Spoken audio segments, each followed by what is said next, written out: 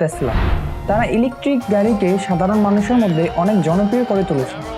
$380 billion market ক্যাপিটালের সাথে Tesla প্রতিদিন ধীরে ধীরে বড় হচ্ছে।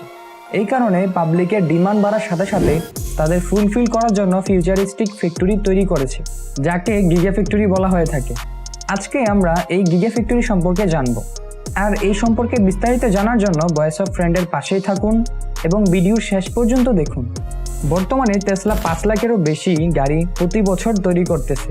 তা সত্ত্বেও পাবলিকের ডিমান্ড থেকে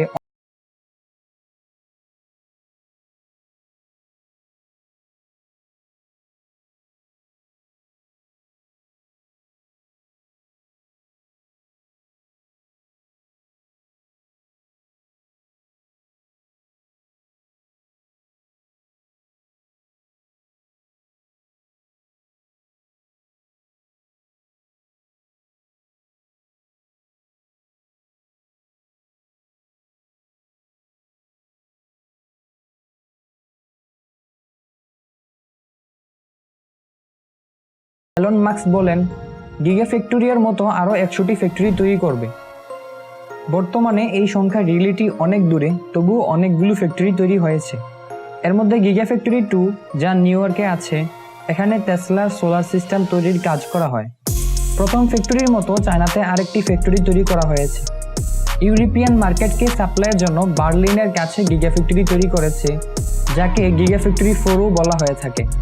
এলন মাস্ক আরও বলেন, যে দ্রুত গতিতে ক্লাইমেট ডিমান্ড বাড়তেছে, সেই দ্রুত গতিতে তাদের নিজেদেরও কাজ করতে হবে।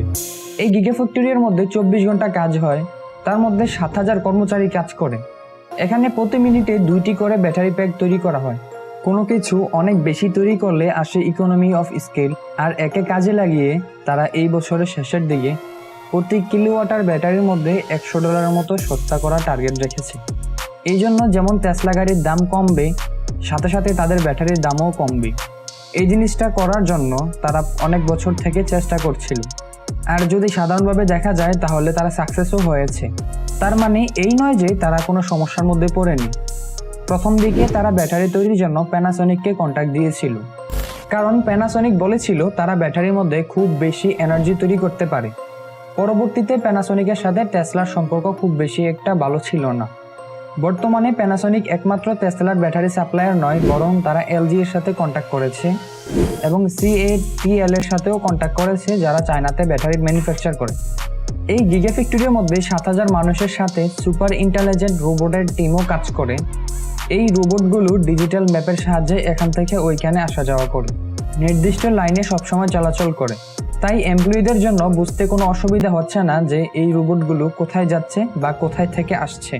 তাই স্টোরেজ থেকে যেখানে কাজ হচ্ছে সেখানে কোনো প্রোডাক্ট নিতে এক্সট্রা কোনো লেবারের প্রয়োজন হয় না। টেসলা হেডকোয়ার্টার এমনভাবে তৈরি করা হয়েছে যাতে সূর্যের আলো খুব বেশি ইজিলি প্রবেশ করতে পারে, কারণ এই গিগাফ্যাক্টরির উপর লাগানো আছে নবায়ন সোলার প্যানেল, যা দিয়ে বিদ্যুৎ সরবরাহ করা হয়। ফ্যাক্টরিকে এমনভাবে তৈরি করা হয়েছে যাতে কোনো এনার্জির জন্য বাইরের সোর্সের উপর ডিপেন্ড করতে না হয়। এই ফ্যাক্টরি চালানোর জন্য যে এনার্জি দরকার হয় সেটা তারা সোলার প্যানেল, উইন্ডমিল এবং জিও থার্মাল এনার্জি থেকে পূরণ করে। 2020 সাল থেকে এই কোম্পানি প্রফিট করতে শুরু করে।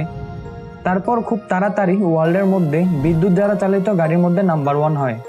তো বন্ধুরা, ভিডিওটি আপনাদের কাছে কেমন লেগেছে ভিডিও নিচে কমেন্ট করে জানান, এবং ভিডিওটি ভালো লাগলে লাইক করবেন এবং বন্ধুদের সাথে শেয়ার করতে একদমই ভুলবেন না। আপনি যদি আমার চ্যানেলে নতুন হয়ে থাকেন তাহলে সাবস্ক্রাইব করে পাশে থাকবেন, আর যারা অলরেডি সাবস্ক্রাইব করেছেন তাদের জন্য অসংখ্য ধন্যবাদ। আবার দেখা হচ্ছে নতুন কোনো ভিডিওতে।